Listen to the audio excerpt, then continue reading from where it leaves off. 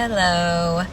Okay, so I wanted to share with you guys today some data that came out. You guys know I love all of the data, and I think there's just been a lot of talk for a while now concerning what's going to happen when all the forbearances that have been given, what happens when they all flood the market. What's going to happen? Is everything going to shift back to a buyer's market at that point? And basically there's been a lot of speculation about that, a lot of fear, also just people kind of trying to rush to put their homes on the market even right now sometimes because they're a little afraid of missing the opportunity, right? Because what if when these forbearances are no longer given,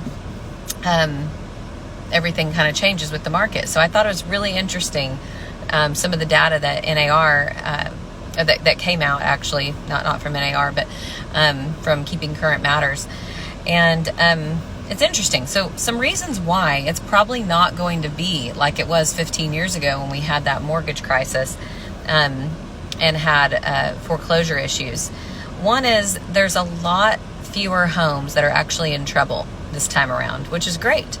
So it's not like it was 15 years ago. So there's really only about 8.5% that did forbearance this time. And they projected that there were going to be about 30% of homes that would be in forbearance. Actually, only 8.5% or so took it. And at this point, there's only about 3.5% that are still in forbearance, which is about 1.8 million that are still in forbearance.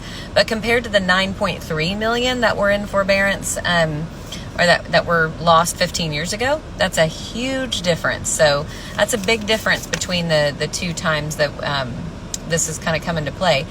Also, another reason is about 87% of that 1.8 million, about 87% of them have around 10% equity in their home, which means they really can sell their home and not have to take a foreclosure or not have to go into foreclosure because of the equity that's in their home, because of the home prices and values that are up. And so even if the other 13% that are left were actually to be foreclosed on, that would be about 242,000 mortgages. So a lot less than what I think it was projected originally.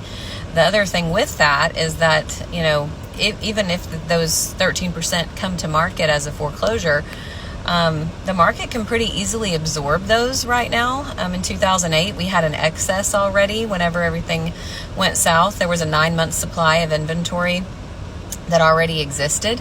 And then today we have around 3 months supply of inventory nationally. So some different in every market, right? But so I don't really think that will lead to price declines like some were thinking it would, because we probably can pretty easily absorb them, or at least not as much of a price decline as we were kind of afraid that it might. So also, regardless of what you think about this, probably it's likely that the government is going to be giving even more ways for people to be able to keep their homes.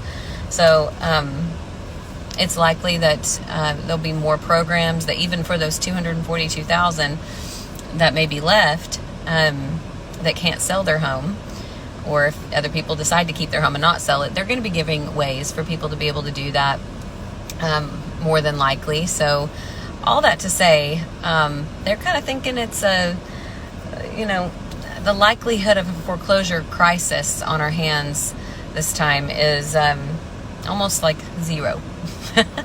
So anyway, that's some good news. That's some exciting news. And I think that data is really helpful to understand what's really going on with it. So anyway, hope that gave you a little insight into what's going on there. Have a great day.